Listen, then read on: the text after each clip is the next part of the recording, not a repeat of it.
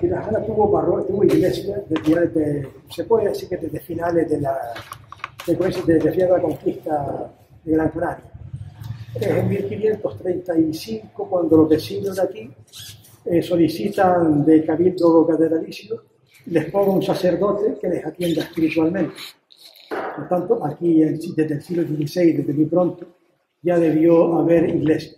Pero esta, tal y cual la vemos, es el resultado de una restauración, de una reconstrucción que se hizo por el año 1680, porque el anterior edificio estaba en ruina. Básicamente se construye con un estilo que lo vamos a ver en Canarias prácticamente desde el siglo XVI hasta el siglo XIX, que es paredes de mampostería.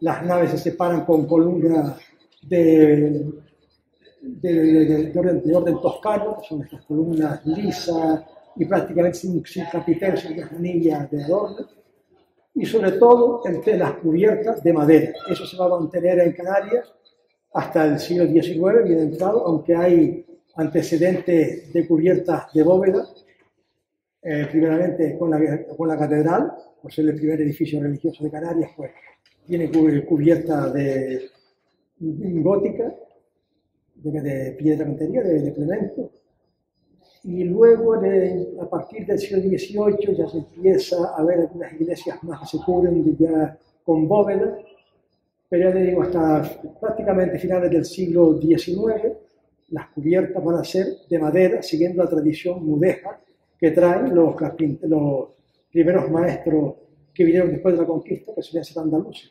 Es la costumbre árabe que las cubiertas mudéjar. Aquí son más sencillas, en las tres capillas del fondo, las dos laterales y la central, ahí se complican un poco más porque le dan lo adorna con la famosa lacería morisca. Por tanto, este interior, bueno, como vemos aquí, esto está todo el edificio de la iglesia, responde a esa tradición constructiva desde el siglo XVI hasta el siglo XIX, exceptuando la fachada que se va a construir ya a finales del siglo XIX, siguiendo las modas del momento. Antes se hablaba de la presencia de los yanes aquí, que le dan un cierto empaque al pueblo, construyen la plaza, se hace, seguro que tiene que ver mucho que ver también con la construcción de la fachada. La fachada se construye en 1872, porque la anterior era una pared sencilla, una simple pared con dos vanos para acceder a ella y poco más. Hay muchos ejemplos así también en Canarias. La fachada se construye siguiendo las modas del momento. En este caso vimos que en el cementerio suizo es neogótico, esto es neoclásico. Me da la impresión, por el año que se proyecta, que fue 1872, que ahí tuvo que ver algo el arquitecto López Echevarreta, que durante unos 8 años fue y llevó la arquitectura. La verdad es que en Canarias andamos muy escasos de arquitectos, y solo en el siglo XIX asoman algunos. Antes se nombró, por ejemplo, por José Juan, a Diego Nicolás Eduardo, incluso Luján Pérez, Manuel de León Falcón, pero esto en realidad no era arquitecto. Eduardo hizo un buen trabajo de arquitectura, terminando la catedral, pero en realidad es lo que tenía grandes conocimientos de arquitectura, no era arquitecto titulado. Pues la fachada, como les decía, se construye en estilo propio de más moderno, propio de finales del siglo XIX, que es el neoclásico, pero aquí está muy litigado. La pobreza del lugar, no se hace una fachada con columnas estriadas, capiteles corintios, sino muy sencilla. Una fachada, una banda de cantería por los lados, y el único grito que tiene aquí propio del neoclásico son los tres, las tres, los frontones que tiene sobre la puerta, tres frontones curvos que coronan los tres palos de acceso. Sobre el patrimonio histórico-artístico de aquí dentro, es un pueblo, como se decía, es un pueblo pobre, como somos todos en Canarias, pero tiene sus cosas buenas. En primer lugar, este cuadro de ánimas. Recuerde que la devoción a las ánimas viene por aquella costumbre dogma de fe, que es rogar por todos, vivos y muertos. Y aquí lo que se viene a representar es el juicio de las almas después de la muerte. Está estructurado en 3 niveles, y era simétrica de derecha a izquierda, pero en 3 niveles de abajo arriba y de arriba abajo. En el superior representa la gloria celestial con la representación de Dios Padre, el Hijo y el Espíritu en el centro, y santos a ambos lados. Aquí distinguimos a nuestra izquierda, al que señala con el brazo, sería San Juan Bautista, que parece indicarle a San Pedro, que es el que tiene a continuación, porque se distingue por los símbolos. Yo porque lo he visto más para aquí, la verdad que no se distingue mucho, pero lo he visto en fotos pormenorizadas, por eso digo. Parece que indicarle a Pedro, he aquí el Cordero de Dios, señalando a Jesucristo. Detrás también el rey David y algunos personajes del Antiguo Testamento, y a la derecha santas también, como son ya Santa Bárbara, Santa Catalina, después de San Lorenzo. En realidad son los santos más famosos del momento, los que más la gente tiene más devoción. En el registro mediano, en el piso mediano, estaría el núcleo del tema que hablamos, que es el juicio de las almas. En el centro está Miguel Arcángel con una balanza, bueno, que Miguel tenga una balanza para pesar las almas, ni mucho menos, sino que la balanza, ya sabemos qué significa, simboliza la justicia. Para aquello de que, bueno, un juez simbólicamente lo que haría cuando celebra un juicio es, por un lado, tomar los cargos que hay contra el rey, y por el otro lo que se habla a favor, sería los atenuantes, los agravantes y atenuantes. Y de lo que resulte, ya dicta la sentencia. Por eso él lleva la balanza, ya no distinguimos muy bien, pero en un plato va una figura diminuta, una figura humana pequeña, que es el alma de la persona que está pesando, y a los lados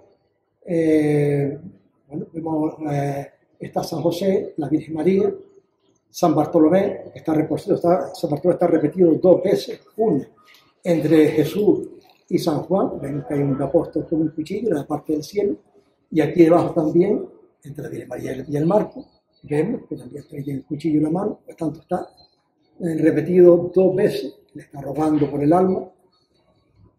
Y esto es indicativo de que seguro que el cuadro se pintó en exclusiva para esta parroquia, porque el titular aquí es San Bartolomé. La Virgen María hace un gesto aledóctico ahí, que es depositar en el plato contrario en el que está el alma, deposita un rosario y un escapulario del Carmen, como indicando que el fallecido, el alma del fallecido, había sido devoto suyo, y por tanto intercede también por él. San José, por el otro lado, simplemente los mira por nosotros y nos indica la escena, lleva la atención, lo acapara la escena. Y el otro es San Antonio de Padua, que se reconoce por el lirio. Dan tanto San Bartolomé y San Antonio, lo que hace es interceder por el alma para que se salve.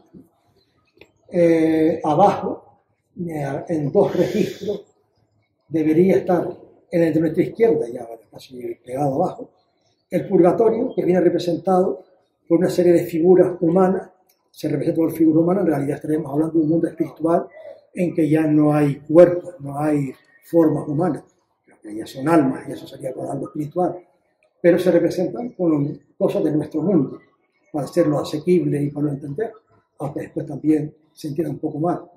Y las almas están en fuego. Muchas veces ven en la gente esto es algo terrible, como un castigo. En realidad, si se fijan bien, bueno, en otros cuadros de Daniel incluso podemos ver, las almas no están quemándose, no están dando gritos, no arden las ropas que llevan, los pelos, sino bien muestra actitud serena. Por tanto, el fuego es simbólico. ¿Qué significa ese fuego? ¿Qué símbolo es lo que representa ese fuego? Pues representaría el amor de Dios, que es lo que quiere significar ese fuego, que es el que verdaderamente purifica a las almas para que hacerlas aptas para que sean santas y puedan acceder a la gloria eterna. Bueno, pero ustedes piensen que en el Evangelio hay una frase de Jesús que es terrible, si la tomáramos en el sentido estricto, sentido materialista, que es cuando dice, he venido a prender fuego al mundo y ojalá ya estuviera ardiendo. Pues entendido así, parece dicho por un psicópata, pero se refiere precisamente a eso, el fuego del amor de Dios. Por eso este cuadro que se explicar los símbolos que lleva.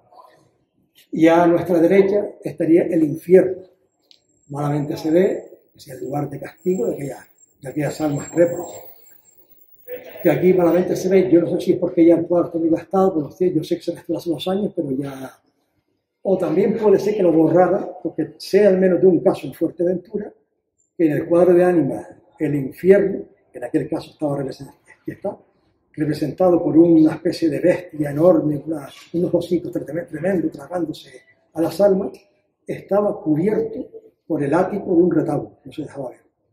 Solamente se tenía en previsión de personas que son muy sensibles y ya no se asustaban con eso. Podría ser, pero puede ser porque el cuadro es viejo. Para no cansar más, bueno, habría mucho más que hablar.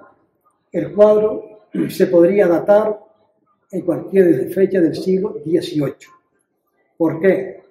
Porque yo observo que hay varias figuras ahí, por ejemplo la figura de Jesús, la figura de Juan el Bautista o la de San José, que aparecen en el cuadro de ánimas que está en la Catedral de La Laguna, en Tenerife, que lo pintó Hernández de Quintana a finales del siglo XVII, principios del XVIII.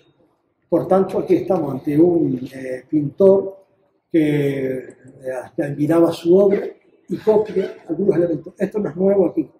He visto muchos cuadros de ánimas por ahí que emplea elementos de otros, como de Hernández de Quintana, los repite. Ahora mismo que en Fuerteventura he visto alguno, por ejemplo, que con mejor o peor fortuna tratan de copiar esos elementos. Y eso les digo, el hecho de que reitere modelos de Hernández de Quintana ya nos permite decir es del siglo XVIII, bien entrado al siglo XVIII ya, claro, si puede decir esa fecha exacta. Me recuerda mucho al que está en la iglesia de Santa Ana de Candelaria, el estilo es el mismo, por tanto el que pintó aquel pintó este, el que pintó este pintó aquel, o sea que está claro. Pero más cosillas, aquí San Bartolomé, que técnicamente sería una escultura talla de madera policromada, lleva en la mano el cuchillo, como lo vemos aquí en el cuadro de arte. El cuchillo significa sencillamente, no es una amenaza, sino sencillamente lo muestra como un trofeo, porque es con el que a él lo martirizaron por anunciar la mujer. Se arrancaron la piel y la muerte horrible. Él había sido evangelizador por la parte de Arabia. La escultura, habría otro anteriormente, pero esta consta que vino por el año 1787. Y por su estilo está claro que es de Luján Pérez. Yo lo tengo muy claro. Porque la forma de los pliegues de la ropa, los gestos, cómo sostiene el libro del Evangelio con la mano izquierda y el porte que tiene, y además la mirada es un poco altiva, eso es muy de Luján. Pero un Luján que todavía no ha alcanzado esa madurez, que alcanzará más tarde, en la década de los 90 del siglo XVIII, sino un Luján que todavía le falta algo. Se ve un poquito todavía voluminosa la escultura, técnicamente es correcta, está muy bien, pero bueno, de Luján. Otra escultura que también digo que es de Luján, es la Virgen de los Dolores, aquí detrás, que presenta todo lo en su estilo. Lo que me parece incluyente el tipo de cara y demás, me recuerda mucho a la escultura de Luján. No sé las fechas que vendría, pero también la verdad que falta investigar más a fondo los archivos, cosa que prácticamente no se va a poder hacer por esto de la pandemia y que está el uso muy restringido. Lleva en el pecho las 7 espadas, eso ya es un símbolo de los 7 dolores de María, en realidad hace referencia al pasaje del Evangelio, cuando María presenta a Jesús en el templo a los 40 días, y el anciano Simeón le vaticina a la Virgen una espada de dolor que atravesará el alma por el bien de muchos, para que se descubra el corazón de muchos. Tradicionalmente la de la religiosidad popular pues, han puesto, en vez de un puñal, 7, en referencia a 7 momentos del Evangelio que fueron especialmente dolorosos para María. Como pudo ser que se dio el momento en que se encontró con Jesús camino solitario, como pudo ser cuando estaba al pie de la cruz, cuando bajaron, cuando lo entierran. Se representa cada espada un momento doloroso y emplea el número de 7, que es muy, se emplea mucho como cierto sentido de plenitud, algo así. Otra cosilla más, después hay dos imágenes que para mí son del siglo XVIII, del principio, el San Antonio que tenemos allí y la Virgen de las Mercedes que está en lo alto del retablo. A mí el San Antonio especialmente me recuerda mucho el que está en el Carrizal, que está datado en 1738, porque tiene la cantidad regordita, en la forma de los pliegues, y también el que está, el San Antonio que está en la olla de Pilera. Estilísticamente son muy parecidos, se nota que son de la misma mano. Por tanto, yo diría que San Antonio, por esa similitud, por estos otros que sí están datados, creo que se puede datar por esa época. 1740, 1730 y algo. Y lo mismo la Virgen de las Mercedes, porque la Virgen de la Merced, la cara prácticamente también responde al mismo cambio, las manos y todo, responde mucho al estilo. Ahí estaríamos detrás de un escultor que trabajó aquí, seguramente en Canarias, a comienzos del 18, pero que no sabemos el nombre y solamente lo sabemos por estas cosillas, porque vemos esa similitud estilística en varias obras que vemos de Farmacaray.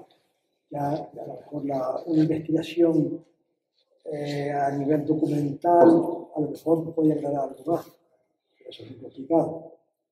La Virgen de las Mercedes también coincide en el tiempo aquí. Recuerden que es el patrona de la Orden de la Merced, una orden religiosa que en tiempo pasado, es decir, desde la Edad Media en adelante, se dedicaba a rescatar a los cautivos. Recuerden que era frecuente que sobre todo los piratas berberiscos del norte de África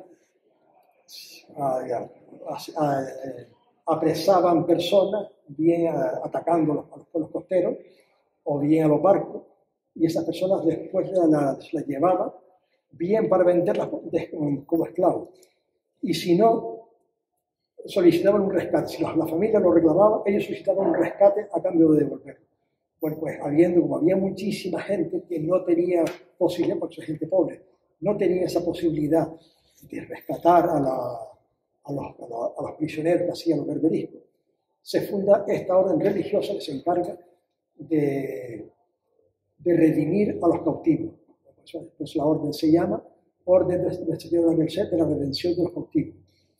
Y aquí, por esa época, que decíamos antes, 1740, 1750 por ahí, tenemos un obispo, que es don Valentín Morán, que es precisamente de la Orden de la Merced, y en ese tiempo que él es el obispo de Canarias, envía por todas las diócesis, por todas las parroquias, a un fraile precisamente a la Merced, que vino de la pieza, se llamaba Medinilla, el apellido de Medinilla, a predicar las excelencias y la devoción a la Virgen de la Merced. Por eso tenemos otro dato que nos lleva a pensar que es precisamente por esa época de 1730, 1740, 50, en que llegó aquí la imagen de la Virgen de la Merced.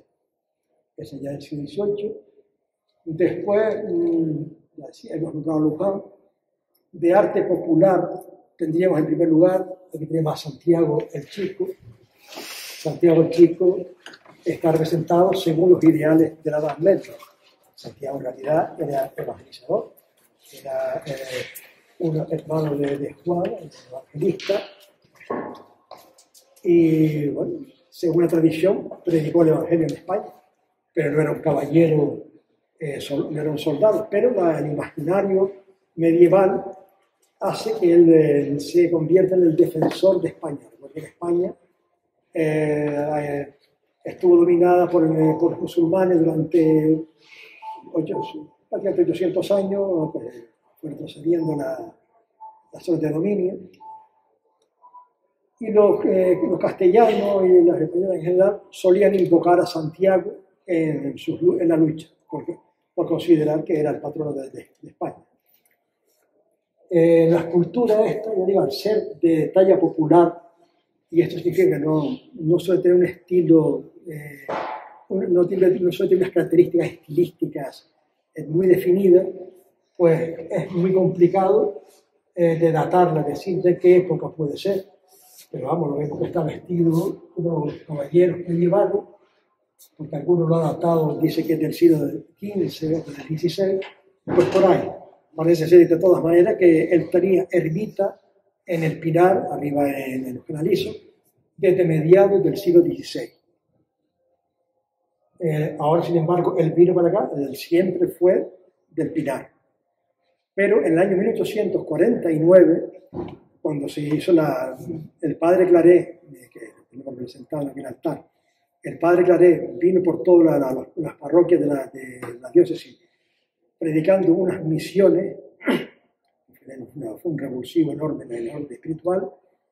Él aconsejó al obispo que la imagen se trajera para acá, para la iglesia parroquial, porque allá había mucho escándalo. Es decir, era un lugar solitario, y en la fiesta, bueno, pues pasa bastante la fiesta, el que se emborracha, el que pierde el tino, una persona que tenga problemas de doble personalidad, un esquizofrénico que se da una copita, pues perderá el tino, ¿no? Y allí pues daban casos pues, de pelea, robo, violaciones, y eso él decía que también es sobre todo por motivos morales, de traerlo. Se trajo, se ve que después de los 20 años por ahí, o 15 años por ahí, por la década de los 1860, los vecinos reclaman que Santiago vuelva a su ermita, el obispo de la orden, pero tanto el cura de aquí de San Bartolomé como el alcalde lo desaconsejan totalmente, diciendo los problemas tan grandes que hay y que la autoridad civil no podía poner orden muchísimas veces, y que era mejor celebrar la fiesta aquí, donde se podía controlar todo mucho mejor. Para mí, que el hecho de que Santiago se viniera a esta parroquia, la iglesia parroquial de Mar y Corrientes, le da un nuevo empaque a la parroquia de San Bartolomé, porque se convierte en iglesia de peregrinación. Si antes los peregrinos iban a la ermita, a partir de entonces van a venir aquí, y ya antes nos contaba la importancia de las limosnas de Santiago, con las que se hizo el cementerio, la fachada que uno ve por fuera, si quiere, la fachada de la parroquia, y tantas cosas más, que de modo que la caja de Santiago era un paño de lágrimas cada vez que había falta de pasta. De Santiago lo podemos tratar, más en detalle popular, responde a los cánones de la época. El casco, no sé si normalmente los obispos que suelen llevar plumas, como los grandes capitanes del ejército de la Edad Media y de la Edad Moderna, del siglo XVI. Otra pieza importante aquí, de talla popular, es el Santo Cristo aquel, que también es difícil de datar por lo mismo. Lo único que hay, noto que hay serenidad, el Cristo es sereno, no está atormentado, no presenta, no está muy ensangrentado, no tiene un esquema muy movido, o sea que por lo menos barroco no es. Por tanto, responde a un esquema clasicista por la serenidad que tiene. Cuando decimos clasicista, tanto puede ser renacentista, como podría ser neoclasicista, o sea, tanto podría ser de influencias del siglo XVI, principios del XVII, como también podría ser ya a partir del XVIII y XIX. Es muy complicado. Sí se nombra normalmente en los inventarios, como dice Santiago Cazorla, antiguamente un Santo Cristo, que es el que presidía, pero no sé si es ese. Luego dice que a finales del 18 se construyó otro, no sé dónde está. Lo que sí sé que a finales del 19 se construye otro, se talla otro de brazos articulados, que hace tiempo que falta de aquí, pero que don Santiago creo que se refiere a ese. En realidad es a finales de 1885, es cuando el cura de Punte pide permiso al obispado para que de las limosnas de Santiago se pueda, aprovechando que hay un escultor que nace a buen precio, que vive aquí, en el que tenía que ser arcebio de las casas, porque era un escultor itinerante. Él hizo también en esa Verónica, creo que de él, y en la Santa que tiene todo el estilo de él. Ese hombre se instalaba en el pueblo donde le llamaban, se instalaba en la sacristía ahí, se le entendía, y él vivía ahí y tallaba sus santos ahí. Para mí que hay de él aquí, está bien. Estamos hablando de la Verónica y del Nazareno. A ver, pues me perdí un poco. Santiago el Grande. Ah, sí, hablamos del Cristo que había hecho este hombre, que de brazos articulados. Me refería a eso que decía Santiago Cazorla, eso de que era final del 18, yo creo que se confunde, en verdad que se refiere al que este hombre talló en 1885, que era un de brazos articulados, que dice que se acordaba cuando era monaguillo, tal, que lo veía en la sacristía. Va a ser eso. Después, bueno, otra cosa importante aquí, ¿no? Ya estamos de escultura. El siglo XIX, recuerde que una vez con el que muere Luján y su gran discípulo, que era Fernando Esteves, la escultura canaria entra en crisis. Como lo vemos con este hombre, Arsenio de las Casas, en realidad es un artesano, no es un hombre que es muy creativo. De hecho, él copia las imágenes de cuando, para facilitarse él en el construir las imágenes, se le sacó una mascarilla, una copia, un molde a la cara de la Virgen del Rosario de Agüime, que la restauró, y a partir de ahí se lo dio haciendo copia. Hizo el Socorro de Tejeda, el Rosario de Artenara, y también la Verónica esa, tiene todo el aspecto de ser sacado de un molde de la Virgen del Rosario de Agüime. Hay una exactamente igual, que es la Purísima de Fataga, y también en muchos sitios he visto esa misma cara, pero a veces con la Virgen María, a veces con la Verónica. Decíamos esto, que es un ejemplo al extremo que se llegó con la estatuaria canaria del siglo XIX, una vez que mueren los grandes genios que eran Luján, que murió en 1815, y Esteves en 1854. No tenemos esos escultores y por eso lo que se estila es traer esculturas de fábricas catalanas y valencianas. Aquí tenemos el ejemplo de Santiago el Grande. Santiago el Grande se trajo de Barcelona, dice que tiene una fábrica de un tal Francisco Vila, así que se dice. Pero es un ejemplo, también seguro que la Virgen del Carmen también es de fábricas catalanas, de San Isidro segurísimo, y verdad que San Sebastián no es tan antiguo, sino también puede que sea de fábricas catalanas que vendría a sustituir a alguno antiguo, porque recordemos que el San Sebastián, de devoción aquí desde el siglo XVI, patrono de los famosos negros de Tirajana, que vivían abajo en el barranco de Cuba Blanca.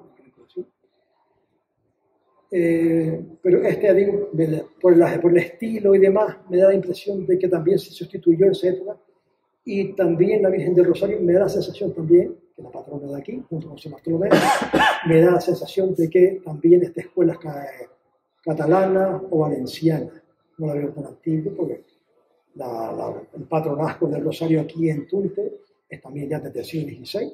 La Virgen del Rosario presidía esa capilla precisamente donde ella está ahora, y San Sebastián presidía donde hoy está Santiago. Y finalmente, para variarles más, un poquito sobre el arte mueble que tenemos aquí, son los retablos, los altares. Aquí detrás vemos dos que me llaman la atención, siempre me llaman la atención porque son altares realizados en labor de artesanía que nosotros conocemos canaria, que es el picadillo canario, que son esos triángulos que tiene de hecho. Me da la sensación de que esos altares debieron haberse hecho en el año 50, 60, por ahí. No lo sé, pero es muy nuevo. Y creo que es obra de algún artesano. Uno está dedicado a San Isidro, tiene delante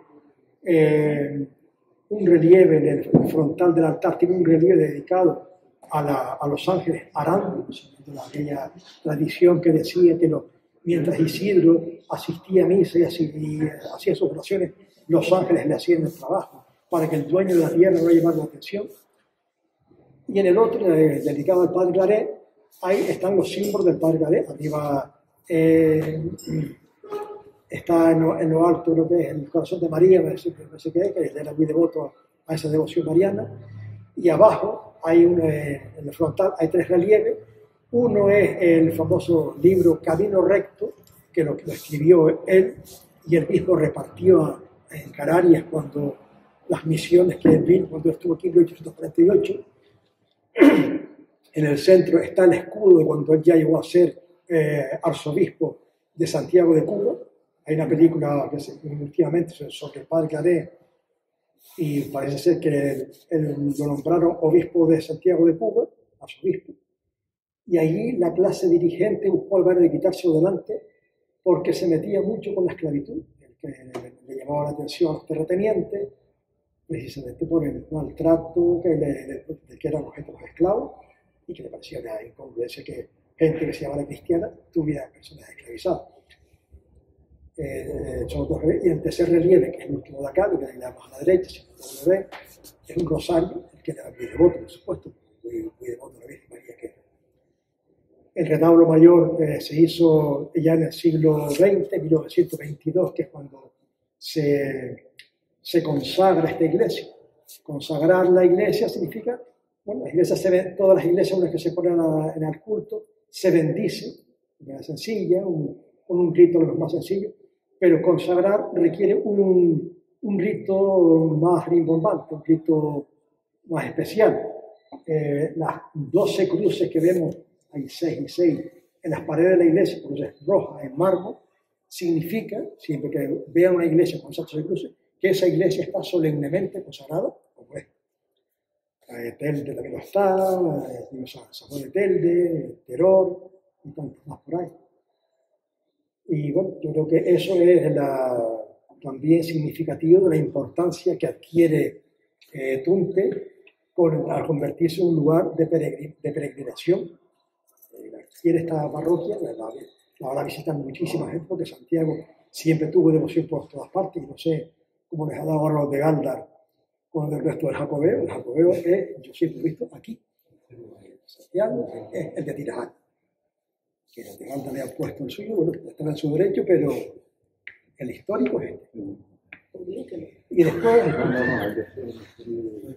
después finalmente, hay un sagrario allá en la capilla del Rosario, un sagrario que siempre me ha llamado la atención, enorme. Y para mí, que en él se dan dos estilos. Le quitamos las columnas, son realmente barrocas, propias del barroco salomónico, que son esas columnas que tienen forma dan esa sensación de espiral, con relieve de uvas y de pámpanos en la garganta de esa espiral. Eso es plenamente barroco. Pero la puerta, que tiene una cartela con el Agnus Dei y demás, eso ya, tanto eso como los relieves que tiene por los cuartones de los lados, que tiene 3 lados, el frontal, y 2 retranqueados, eso para mí que son renacentistas. O sea, ahí se dan cita 2 estilos. Es cierto que ya por 1580 hay noticias de que se construye un salario, y entonces la parte renacentista estaría muy justificada ahí. Y luego, a medida que pasa el tiempo, se va restaurando. El único hándicap que le veo aquí es que cuando lo arreglan en 1658, lo dotan de una puerta con 2 batientes, una puerta dividida en 2, que no se manda a rectificar. Pero así que sé, yo tengo claro que el dibujo de en medio, el relieve ese formando una cartela como una especie de pergamino muy idealizado, más los 2 relieves de por los lados, que recuerda mucho lo que se llama el motivo a Candelieri, que se ve mucho en el Renacimiento, y además el hecho de que el cimacio, que es la parte más alta del sagrario, la moldura esa, está decorada con una especie de bolas y de flechas que se llaman ovas y dardos, suele llamar el lenguaje arquitectónico. Todo eso habla de un lenguaje clasicista, y a medida pues también renacentista. No sé, porque también observo que a simple vista se ve que ha sido muy tocado, se ve que como que le han puesto piezas nuevas y demás. Hombre, lo ideal sería que algún día se restaurara, porque yo creo que ahí tenemos una pieza bastante importante. No sé. Y no sé qué más, yo creo que ya ahí también es muy llamativo, desde niño me llamaba la atención siempre, muy tirajanero, las peanas en las que está el Sagrado Corazón de Jesús y en la que está la Virgen del Rosario, que están cubiertas con las semillas del pino. Así que desde chiquillo yo por aquí me llamaba la atención, curioso. Lo veo muy típico de aquí, como un trabajo de artesanía. Lo que están ahí. Y no sé qué más, yo creo que ya con esto, si quieren, las vidrieras que están puestas arriba representan a las diferentes parroquias. Esta es una parroquia matriz, significa que antes, hasta el siglo XVIII, al principio, la única parroquia que había en la comarca de las Tirajanas, entre el barranco de Balos por un lado y el barranco de Arguineguín y la cumbre, era este. Todo el territorio pertenecía a este. Luego, a principios del siglo XVIII, se decide que se puebla mucho la parte de Sartina, Aldea Blanca y Juan Grande, y hay un pleito entre el cura de Agüime y el de San Bartolomé por la titularidad, por la jurisdicción de las personas.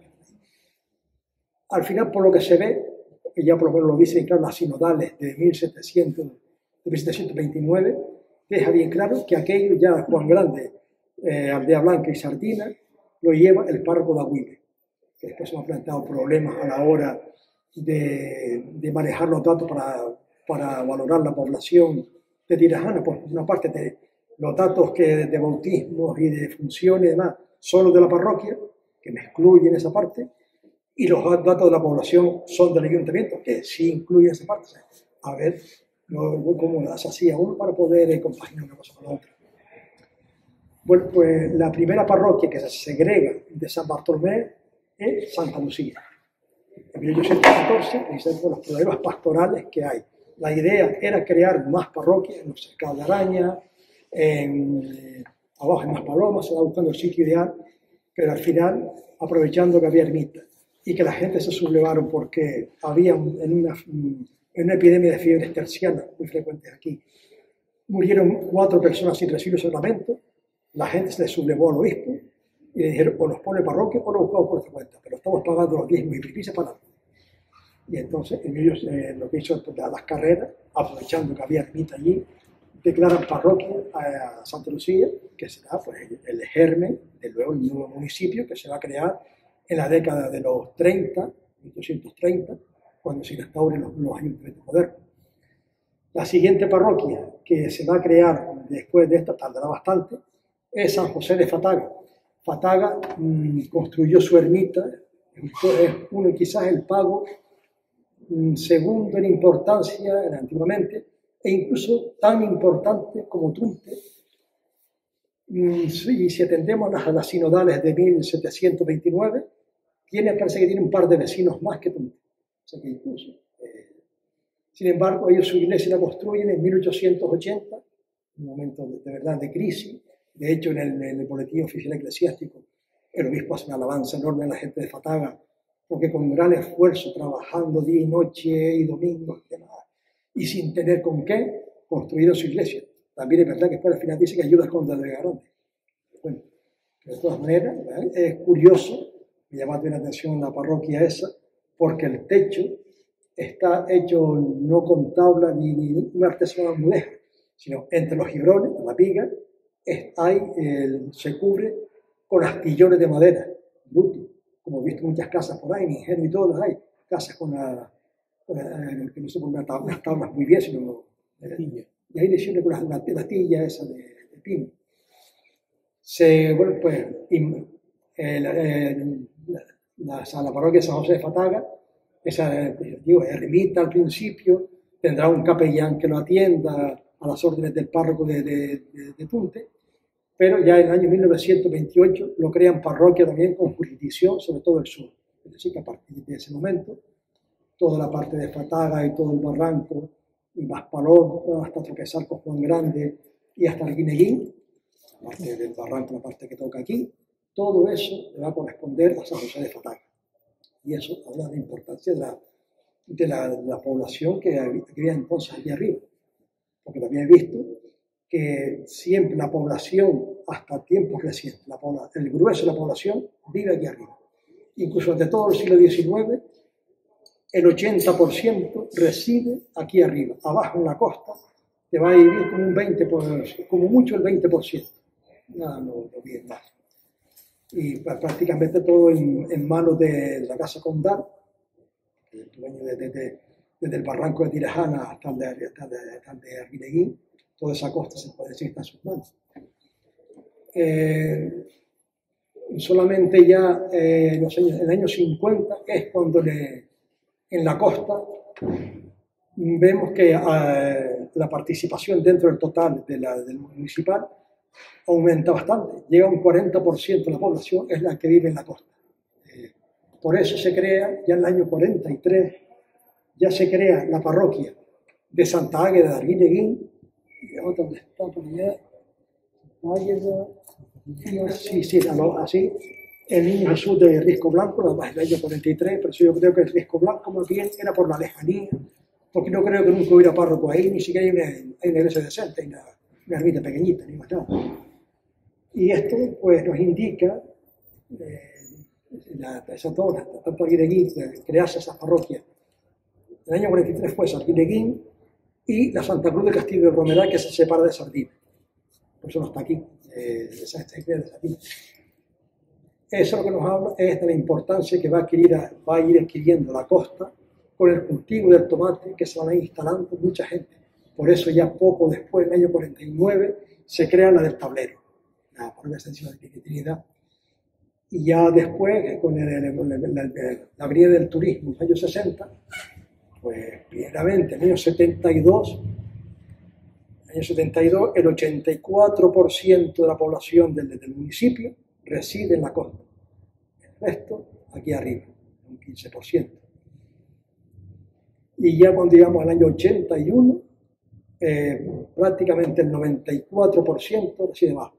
Por eso, en el año 72, en el pleno famoso aquel, el 30 de mayo del 72, se decide que la capital municipal se traslade a San Fernando de Maspaloc, pero conservando el nombre del municipio, San Bartolomé.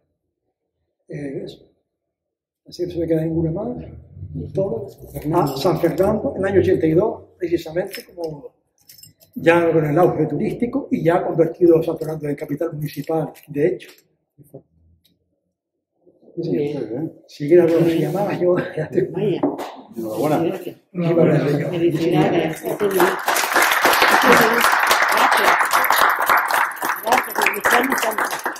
Gracias.